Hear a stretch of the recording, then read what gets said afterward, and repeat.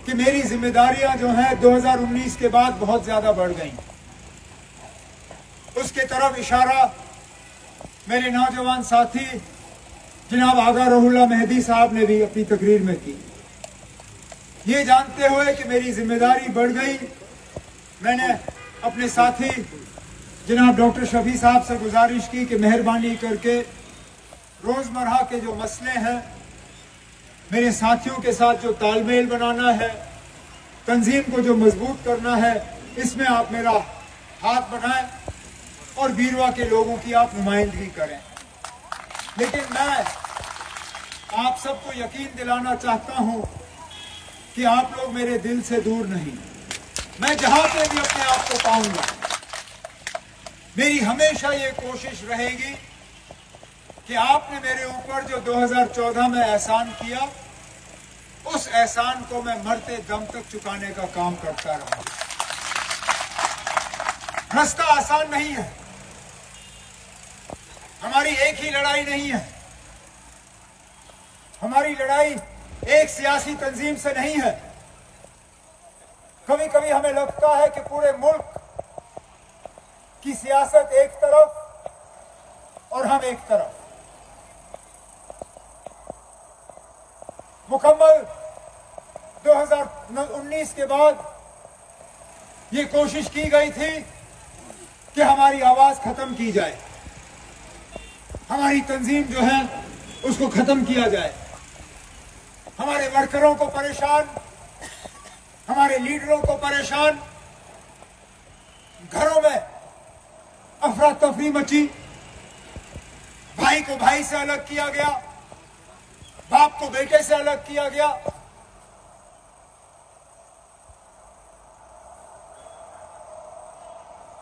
लेकिन हम घबराए नहीं,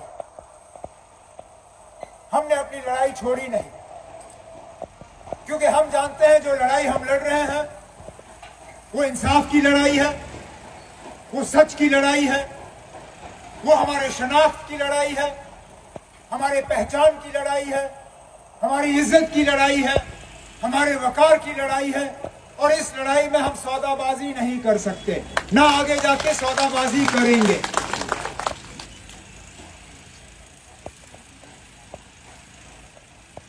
हमें ताने दिए जाते हैं कि आप 370 की बात करते क्यों हो, इसमें है क्या? 370 सिर्फ हमारी पहचान नहीं है, 370 सिर्फ हमारा मुस्तकबिल नहीं है, हमारा बचाव 370 से हुआ। अगर शेर कश्मीर ने उस वक्त लैंड टू टिलर प्रोग्राम लाया, अगर उस वक्त जमींदारों से जमीन छीन के यहां के गरीब आवाम के हाथ में वो जमीन दी, वो सिर्फ तभी मुमकिन हुआ जब यहां 370 था। अगर यहां 370 नहीं रहा होता, आज हम अपने जमीन के मालिक नहीं होते। पूरे मुल्क को 60 साल लगे मुफ्त तालीम देने में। अगर शेर कश्मीर ने सालों साल पहले यहां के बच्चों बच्चियों को मुफ्त तालीम यूनिवर्सिटी के लेवल तक ऐलान किया, वो तभी मुमकिन हुआ तब कि 370 कानून जो है वो आईन में दर्ज था। 370 का कानून सिर्फ झंडे की लड़ाई नहीं है, हमारी गुर्बत के खिलाफ लड़ाई, उसमें 370, हमारे नौजवानों के रोजगार की लड़ाई, उसमें 370, हमारी आवाज आजादाना तरीके से अपने मजहब को आगे ले जाना, उसमें 370, और कभी कभार जब मरकज के साथ हमें टक्कर लेने की जरूरत पड़ी आईनी और सियासी तौर, उसमें भी आगे जाके भी हमारी लड़ाई रुकेगी नहीं। हम अपने मौकूफ से पीछे नहीं हटेंगे। हम ये स्टेज या ये नारा जो नेशनल कॉन्फ्रेंस को विरासत में दी गई है, हम इसको छोड़ेंगे नहीं।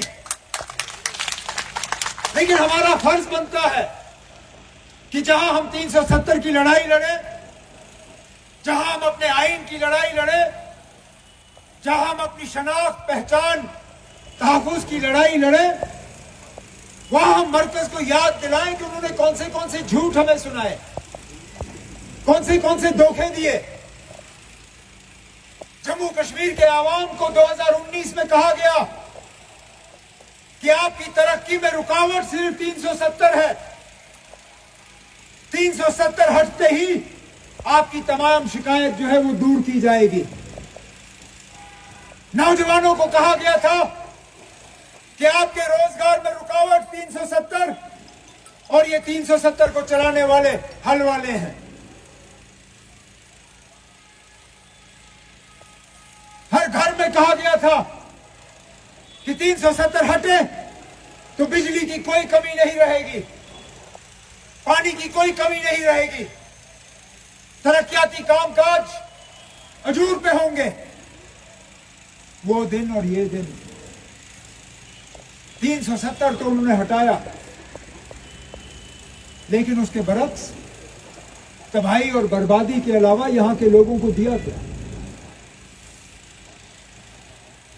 हम उन लोगों में से नहीं हैं जो 370 छोड़ के बिजली, सड़क, पानी की बात करते हैं। मैं तो यहां कहता हूं कि बिजली, सड़क, पानी देना हर हुकूमत की जिम्मेदारी बनती है और हर हुकूमत को यह काम करना होगा। लेकिन हम उन लोगों में से हैं जो ये कहते हैं कि जहां हम बिजली, सड़क, पानी का काम भी करेंगे, वहां पे हम 370 की लड़ाई भी जारी रखेंगे जब तक इन हम इसको हासिल करके रहेंगे।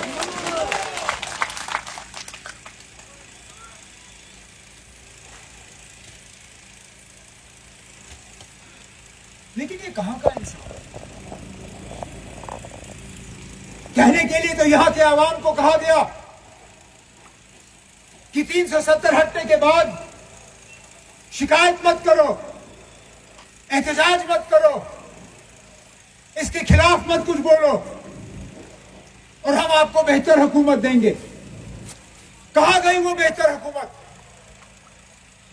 आज कम से कम 12-12, 14, 16 घंटे बिजली कट, हर घर में नए मीटर और तूफान के मीटर पता नहीं कहां से लाते हैं ये। पहले तो कहा था कि मीटर लगाओ, हम आपको 24 घंटे बिजली देंगे। फिर कहा कि अब डिजिटल मीटर लाओ, डिजिटल मीटर से निजाम बदल जाएगा। लोगों ने डिजिटल मीटर लगाए, जुमा हफ्ता नहीं हुआ, कहा ये डिजिटल मीटर ये चला नहीं, अब हम स्मार्ट मीटर लाएंगे। और स्मार्ट मीटर भी ऐसा तूफान का, पहले इसमें पैसा भरो, बाहर से बिजली आती नहीं है, मीटर में से पैसा जो है निकलना शुरू हो जाता है। बिजली कहीं नहीं। मस्जिदों में आज लकड़ी हुकूमत के तरफ से फराहम नहीं होती, बिजली वो दे नहीं पाते। कम से कम मस्जिदों में थोड़ी बहुत गर्मी लाने के लिए अगर वहां हमाम जलाने की भी जरूरत पड़े, वहां पे भी लकड़ी का आज बंदोबस्त कहीं नहीं। राशन के नाम पे लोगों के साथ धोखा, कट करते करते करते फी कार्ड पे ये 5 किलो राशन चावल पे आ गए। 5 किलो चावल के बाद कहते हैं आटा ले लो। अब ये समझते नहीं है, हम आटा खाने वाले लोग नहीं हैं, हम खाने के साथ रोटी नहीं खाते, हम चावल खाने वाले लोग हैं। बेशक चाय के कप के साथ हम रोटी का एक पीस खाते हैं, लेकिन जब हमें खाना खाना होता है हमें चावल चाहिए। 5 किलो चावल से किसका गुजारा होगा? और उस 5 किलो चावल के लिए भी आज हमारे लोग दर-बदर की ठोकरें खा रहे हैं। रोज हमारी बहनों को कहा जा रहा है कि राशन स्टोर में आओ और अपने अंगूठे का निशान लगाओ। रोज इनके चक्कर लगते हैं वहां अंगूठे का निशान लगाने के लिए, मिलता कुछ नहीं है वहां से। यही हाल हमारे बेरोजगार नौजवानों का। कोई महकमा नहीं है आज जिसमें रोजगार के पोस्ट खाली नहीं है। जम्मू कश्मीर पुलिस में आज कम से कम 6,500 पोस्टें खाली। बाकी भी महकमों में भी हजारों की तादाद में पोस्ट खाली और भरने का काम नहीं हो रहा। तभी तो हम मजबूर होते हैं इनसे पूछने पे कि 370 हटने पे आपने कहा कि यहां हालात बेहतर होंगे, कुछ भी नहीं हुआ। हम जब बीजेपी के खिलाफ आवाज उठाते हैं या 370 को बचाने की बात करते हैं तो क्यों? क्योंकि हम अपना हाल यूपी की तरह नहीं देखना चाहते। देखिए क्या नया कानून पिछले दिनों यूपी की हुकूमत ने लाया।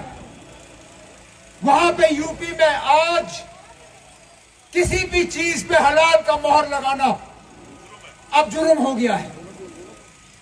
अगर किसी भी चीज पे हलाल का मोहर लगा हो, आप अपने घर में वो चीज रख नहीं सकते हो। आज यूपी हुकूमत के तरफ से मुसलमानों के घर पे छापे लग रहे हैं कि कहीं उनके घर से कोई ऐसी चीज ना निकले जिस पे हलाल का मोहर लगा हो। सीधा सीधा मुसलमानों पे आज सियासी तौर और कानूनी तौर ये वार किया जा रहा है। क्यों?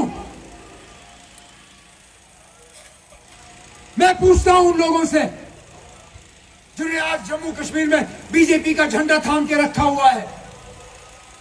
अरे नाब जमहूरियत आपको खुली इजाजत देती है, आप किसी भी जमात का झंडा पकड़िए, लेकिन ये कहां तक है ना कि आप अपनी जबान जो है उसको बेच डालो।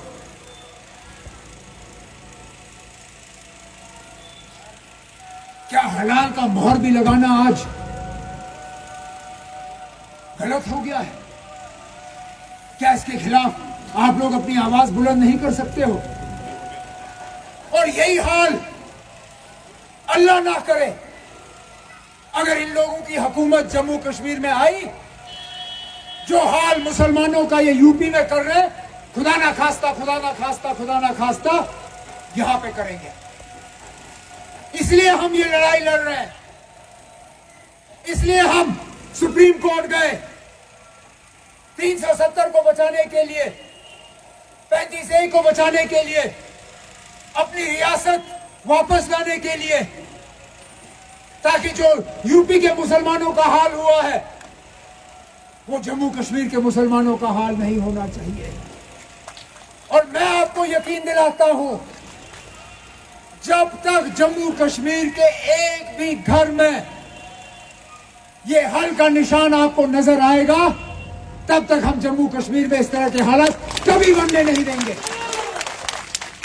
चाहे इसके लिए हमें कोई भी कुर्बानी क्यों ना देनी पड़े।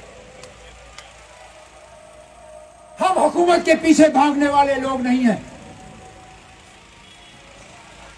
तभी तो मैंने कहा कि जब तक हम जम्मू कश्मीर को ठीक नहीं करते, मुझे यहां की हुकूमत की भागदौड़ संभालनी नहीं है। मुझे हुकूमत करने का कोई शौक नहीं है। मैंने 6 साल किए। मुझे अगर शौक है, मुझे अगर जज्बा है, वो यहां के लोगों की खिदमत करने का जज्बा है, यहां के लोगों की इज्जत बचाने का है, यहां के लोगों के मुस्तकबिल को बचाने का है। हुकूमत बाकी करें जिनको करना है। जो सौदा करके हुकूमत करना चाहते हैं उनको खुली छूट है, करें। मैं कम अज कम उनमें शामिल नहीं हूं। मैं कम अज कम उनमें शामिल